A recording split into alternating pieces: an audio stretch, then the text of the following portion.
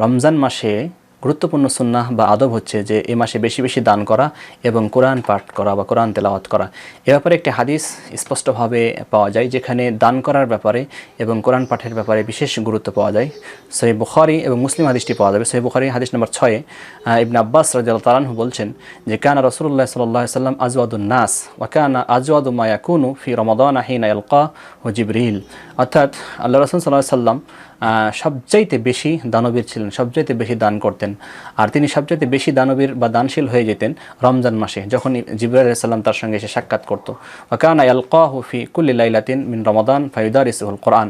এবং রমজান মাসে প্রতি রাত্রেই জিবরাইল তার সঙ্গে সাক্ষাৎ করত এবং কোরআন সে দার্স দেওয়া হতো। ফার রাসূলুল্লাহ সাল্লাল্লাহু আলাইহি ওয়াসাল্লাম আজওয়াদু বিল খায়রি মিনার রিহিল মুরসালা। আল্লাহ রাসূল সাল্লাম এত বেশি দান করতেন রমজান মাসে যে প্রবাহিত বাতাসের ন্যায়, মানে প্রবাহিত বাতাসের মতো দ্রুত বেশি বেশি তিনি দান করতেন। এবং কোরআনের যে পাঠ করা হতো সেই বিষয়টাও কিন্তু এই হাদিস থেকে আমরা লক্ষ্য করতে পারি। রমজান মাস গুরুত্বপূর্ণ মাসে যদি আমরা বেশি বেশি দান করি তাহলে বেশি বেশি সওয়াব আমরা পেয়ে যাব। কোরআন পাঠেরও গুরুত্ব এই মাসে রয়েছে, ব্যাপক গুরুত্ব রয়েছে, কারণ এই মাসটা হচ্ছে কোরআন নাজিলের মাস। আল্লাহ রাব্বুল আলামিন বলছেন শাহরু রমাদান আল্লাযী উনজিলা ফীহিল কোরআন। কোরআন নাজিল হয়েছে এই মাসে, এই রমজান মাসে। সুতরাং এই মাসটা কোরআন পড়ার এই মাস। জিবরাইল আলাইহিস সালাম এসে আল্লাহ সাল্লামের কাছে রমজান মাসে এসে খালি কোরআন পাঠ করতেন, কোরআন শুনতেন, কোরআন আল্লাহ রাসূল শোনাতেন। এই কাজই কিন্তু রমজান মাসে হতো। এছাড়াও এই মাসের একটি রাত আছে লাইলাতুল কদর। সেই লাইলাতুল কদরে কিন্তু আল্লাহ কোরআন নাজিল করেছেন, ইন্না আনজালনাহু ফি লাইলাতুল কদর। আমি কোরআন নাজিল করেছি লাইলাতুল কদরের মানে রজনীতে। সুতরাং আমরা রমজান মাসে গুরুত্বপূর্ণ সুন্নাহ দান করা এবং কোরআন পাঠ করার ব্যাপারে অবশ্যই খেয়াল রাখবো। বেশি বেশি আমরা কোরআন তেলাওয়াতের চেষ্টা করব, তাহলে কোরআন তেলাওয়াত করলে ব্যাপক ফজিলত রয়েছে। বাসার সমস্ত বিপদ আপদ থেকে আমরা মুক্ত থাকতে পারবো। ব্যাপক ফজিলতের বিষয় আছে। কোরআন আমাদেরকে রমজান মাস এবং কোরআন পরকালে আমাদের জন্য সুপারিশ করে, সে বিষয়টিও আমরা বুঝতে পারি। সুতরাং অবশ্যই এই মাসে বেশি বেশি এই সুন্নাহ পালন করার চেষ্টা করি। এরপর রমজান মাসে আরেকটি আদব হচ্ছে যে সকল প্রকার পাপ কাজ থেকে, পাপাচার থেকে আমাদেরকে বিরত থাকতে হবে। সকল প্রকার জিহ্বার যে অহেতুক কথাবার্তা রয়েছে, গালাগালি রয়েছে, মিথ্যা কথাবার্তা বলা, পরচর্চা করা, পরদোষ চর্চা করা, অশ্লীলতা, রূঢ়তা, ঝগড়া বিবাদ, এই সমস্ত বিষয় থেকে আমাদেরকে অবশ্যই আত্মসংযম করতে হবে। আসলে এই মাসটা প্রশিক্ষণের মাস। এই মাসে আমাদের ট্রেনিং প্রশিক্ষণ নিতে হবে। অন্য মাসে যদিও হারাম পথে চলা, হারাম কাজ করা, অন্যায় কাজ করা সব কিছুই নিষেধ। তারপরে এই মাসে আসার কারণে বিরত থাকার একটা বিষয়, খাবারের মতো বড় একটা বিষয় থেকে যদি আমরা বিরত থাকতে পারি তাহলে হারামের মতো অন্যান্য বিষয়গুলো থেকে বিরত থাকা সহজ।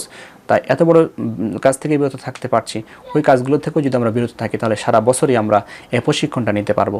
তাহলে আমরা মুত্তাকি হতে পারবো। আসলে রমজান মাস মুত্তাকি হওয়ার জন্য, মুত্তাকি হওয়ার প্রশিক্ষণ, প্রকৃত আল্লাহভীরু হওয়ার প্রশিক্ষণ এর জন্য এসেছে। আল্লাহ বলছেন লাআল্লাকুম তাত্তাকুন, যাতে করে তোমরা মুত্তাকি হতে পারো।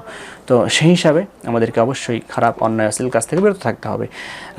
যদিও আল্লাহ রাসূল বলেছেন যে যারা রমজান অবস্থায় সিয়াম থেকে অন্যায়, অশ্লীল, বেহায়াপনা, বিভিন্ন গালমন্দ থেকে বিরত থাকতে পারল না, তাদের সিয়ামের কোনো মূল্য নেই, তাদের সিয়াম মূল্যহীন। সহিহ বুখারীতে একটি হাদিস 1903 নম্বর হাদিস, আল্লাহ রাসূল বলছেন মান লাম ইয়াদাহ ক্বালা যুর ওয়া লা আমালা বিহি ফালাইসা লিল্লাহি হাজা ফি আন ইয়াদা তাআমাহু ওয়া শারাবাহু।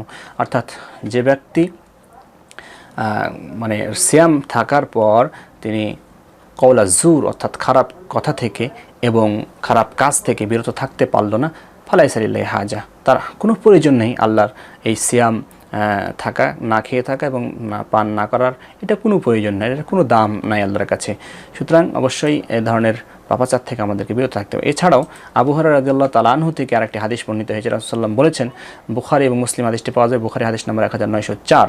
সেখানে আল্লাহ রাব্বুল আলামিন বলছেন, হাদিসে কুদসি এটা, যে কুল্লু আমাল ইবনে আদম লাহু, বনি আদমের সকল আমল হচ্ছে তার জন্যই নির্ধারণ রয়েছে, ইল্লা সিয়াম, তবে সিয়ামের বিষয়টা আমি আমার পার্সোনাল বিষয়, আমি এটার প্রতিদান কীভাবে দেবো সেটা আমি জানি।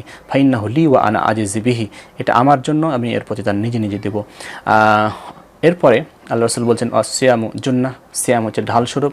ওয়াকানা ইয়ামু সাওমি আহাদিকুম ফালা ইয়ারফাস ওয়ালা ইখসাব, অর্থাৎ যদি কেউ এই সিয়ামের সময় আসে, এই সময় সে যেন কোনো প্রভাচারে লিপ্ত না হয়, কোনো ঝগড়া বিবাদে লিপ্ত না হয়। ফাইন সাহাবাহু আহাদুন আও কাতালাহু ফালিয়াকুল ইন্নী ইমরিউন সাইমুন, যদি এই সিয়াম অবস্থায় কেউ তার সাথে ঝগড়া করতে আসে, গণ্ডগোল করতে আসে, তাহলে সে যেন এই সুন্নতি একটি পথ অবলম্বন করে, সেটা হলো সে যেন বলে যে আমি রোজাদার, আমি সিয়াম পালনকারী, ভাই তুমি আমার সঙ্গে ঝগড়া করতে এসো না, এ কথা বলবে, তাহলে এটা তার সুন্নাহ পালন করা হবে।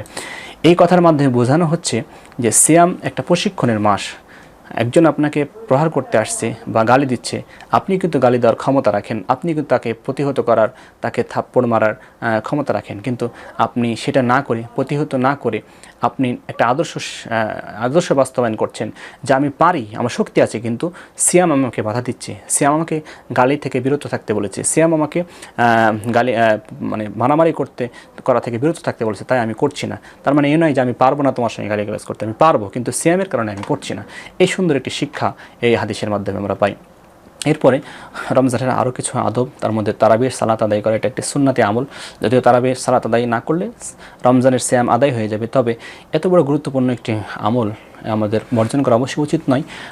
সহিহ বুখারীতে 37 নম্বর একটি হাদিসে আল্লাহ সাল্লাম বলছেন, মান কামা রমাদানা ঈমানান ওয়া ইহতিসাবান গুফিরা লাহু মা তাকাদ্দামা মিন যামবি, যে ব্যক্তি রমজান মাসের কিয়াম করলো, অর্থাৎ তারাবি সালাত আদায় করলো, সে সওয়াবের আশায় যদি এটা করে থাকে, তাহলে তার ইতিপূর্বের সকল গুনাহকে আল্লাহ রাব্বুল আলামিন ক্ষমা করে দিবেন।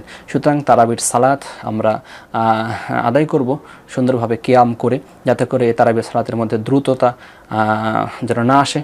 ধীরস্থিতে তাআদিল আরকানগুলো, সালাতের ওয়াজিব, সালাতের রুকুন আরকানগুলো ভালোভাবে ফলো করে, কিরাতগুলোকে সুষ্ঠুভাবে বলে, সূরা ফাতিহার কিরাতটাকে প্রতি আয়াতে থেমে থেমে যদি আমরা পাঠ করে এই কিয়াম করি, তাহলে অবশ্যই এই প্রতিদান আমরা পূর্বের জীবনের গুনাহগুলো, সাগীরা গুনাহগুলো আল্লাহ ক্ষমা করে দিবেন যদি আমরা এই সুন্নাহটাকে ফলো করতে পারি। তাই আসুন আমরা রমজানের যে গুরুত্বপূর্ণ সুন্নাহগুলো, সেই সুন্নাহগুলো সঠিকভাবে জীবনে বাস্তবায়ন করে আমাদের সিয়ামকে পরিপূর্ণতা যেন দিতে পারি এবং আল্লাহর কাছে সঠিক পুরস্কার যেন আমরা গ্রহণ করতে পারি।